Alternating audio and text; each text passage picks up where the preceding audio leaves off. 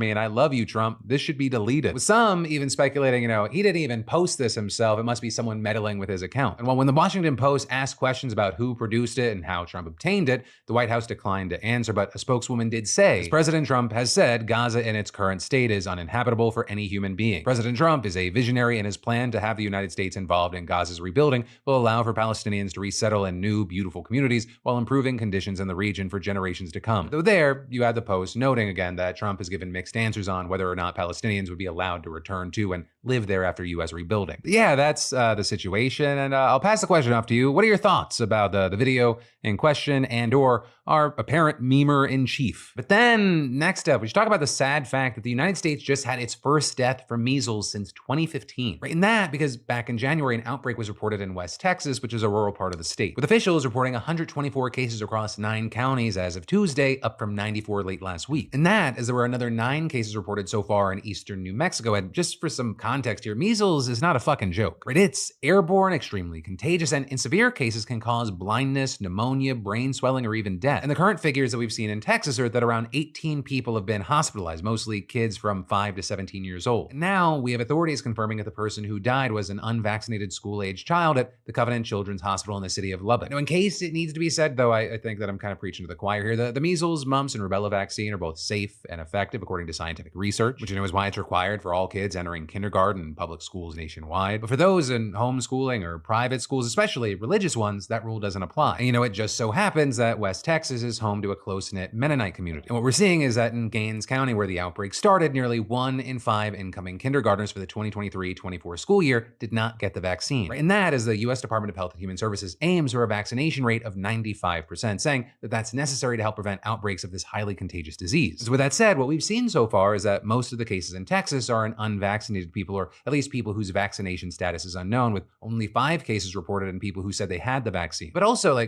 do not mistake this as a localized situation. This is a nationwide threat. Right? Measles cases actually reached a nearly 3-decade high in 2019, and there were several outbreaks just last year, including one in Chicago that infected 60 people, none of which has been helped by the rise of the anti-vax movement in recent years. Right? And so naturally with this, you had a reporter asking Trump and RFK Jr., right, our new health secretary, who said just last month that a panel would investigate the childhood vaccine schedule about the Texas outbreak and the reported death, with Trump then immediately passing the hot potato to RFK, who restated facts that are already known about the outbreak and then added, "We're watching it. We put out a post on it yesterday, and we're going to continue to follow it." And so obviously we're gonna have to wait to see what happens with this specific outbreak, but you have many concerned now that this is kind of just a taste of something that is going to become much more common, especially depending on how RFK Jr. moves forward in his position. Time will tell, and I guess I'll just hope for the best. But then next up, the House just passed a massive budget bill that'll pave the way for major parts of Trump's agenda, but I've also been seeing things both accurately and inaccurately explaining what's actually in this, so we should dive into it. And so to start, this legislation passed with a very narrow margin of 217 to 215, with one Republican joining all Democrats voting against it. But notably, the whole thing almost went off the rails entirely after revolts from the far right-wing faction of the party, which wanted more spending cuts, and more moderate members who were worried that the cuts went too far. In fact, we saw Republican leaders even cancel the vote at one point before changing course minutes later after Democrats had already left for the night, forcing them to rush back in. Ultimately, they pulled it off, and they took a crucial first step in a process known as budget reconciliation, which allows the Senate to bypass a 60-vote filibuster to pass the bill. Though notably, the Senate's already passed a competing bill, so now both chambers will have to agree on a unified version. But as far as the contents of the budget bill, right, Mike Johnson's version, the idea here was to pass one enormous package that would allow Congress to pass much of Trump's legislative agenda, or what Trump keeps calling one big, beautiful bill. But a key thing is that in its current form, the legislation's not actually super specific. It's more of an overarching framework, a kind of blueprint. So for example, the proposal includes a general lump sum increase of $300 billion in unspecified funding for border security and defense programs. It would also increase the debt limit, which is the amount of money that the government's authorized to borrow to pay its bills, by $4 trillion. And arguably one of the biggest standouts is it would slash $2 trillion in federal spending over the next decade, in part to help pay for the $4.5 trillion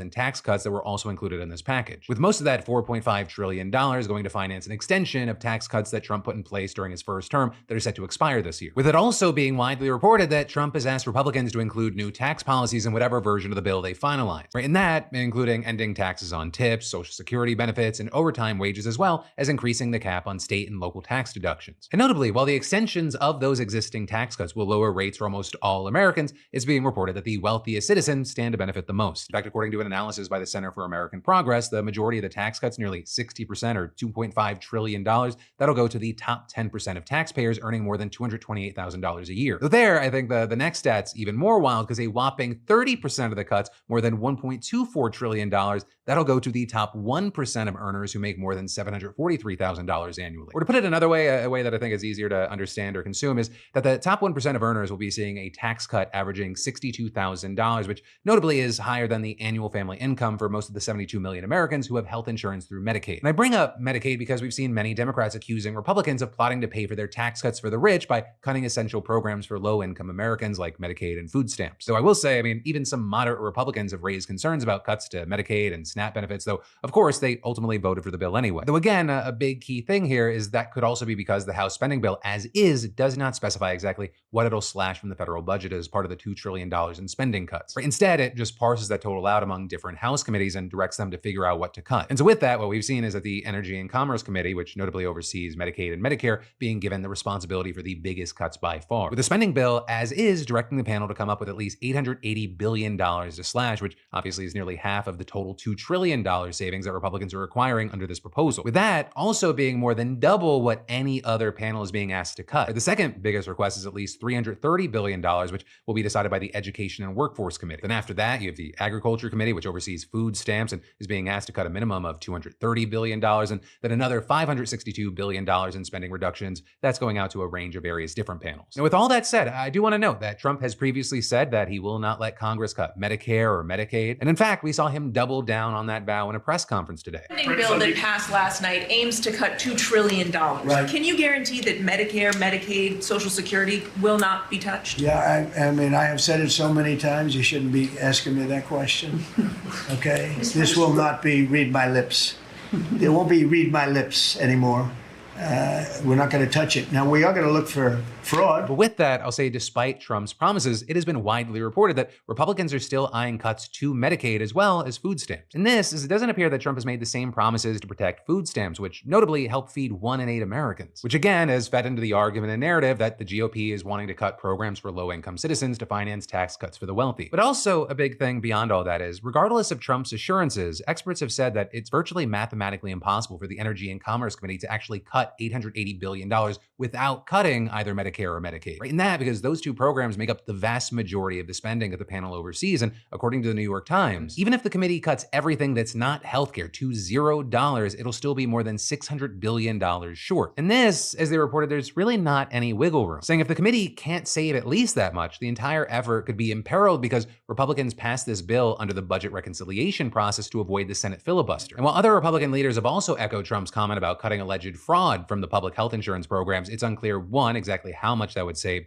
2, what they would deem fraud, and 3, would even any of that still be enough? Which is why right now you have people saying that it seems like just one of two things is going to play out. Either Republican lawmakers and the president are going to have to blatantly disregard the promises that Trump made to the public on Medicaid and Medicare, or go back to the drawing board entirely. Because if Republicans want to cut as much as $2 trillion as part of any budget bill, it's going to be hard to do without touching any of the 3 areas that Trump has vowed not to cut. Right? Because together, Social Security, Medicare, and Medicaid account for almost half of the total $6.75 trillion that the government spent in the last fiscal year. But this also, as it's unclear if Republicans could get enough support to pass a bill that doesn't include those cuts. Right? That $2 trillion figure, that was only added in the first place in a last-minute amendment to get support from the spending hawks in the party. And they'll likely insist on a similar figure to offset the new spending that they oppose, but that will be required for Trump's massive tax cuts as well as his border and defense priorities. And then we'll get to more news in just a moment, but first, let's be real. What's the first thing you notice about people? Right? And I'll tell you what it is for a lot of people. Their smile, and they notice the same about you. Smiles are actually crucial in social interactions, and oral care is key to your overall health. That's where today's sponsor, Guru Nanda, steps in. Right? Guru Nanda follows Ayurvedic principles using natural ingredients that are genuinely beneficial for your mouth. No harsh chemicals, no bleaching agents. And their dual chamber whitening mouthwash is alcohol and fluoride free, packed with hydrogen peroxide and natural essential oils that activate activate an oxyburst bubble reaction that whitens teeth and freshens breath. And Guru Nanda whitening strips are gentle on teeth, mixing hydrogen peroxide with coconut extracts, and their patented toothbrush has 8,000 plus ultra soft Softex bristles, perfect for sensitive gums. And finally, their famous coconut mint pulling oil is a natural teeth whitener, blending 7 essential oils like peppermint, clove, oregano, and tea tree with vitamins D3, E, and K2 supporting happy gums. I can't imagine getting a better deal for your oral care. For under $40, you're getting naturally, ethically sourced products that whiten without damaging your teeth. So do your mouth a favor and grab the Total Smile Makeover Kit today. Just scan the code on screen or head to gurunanda.com/DeFranco and use code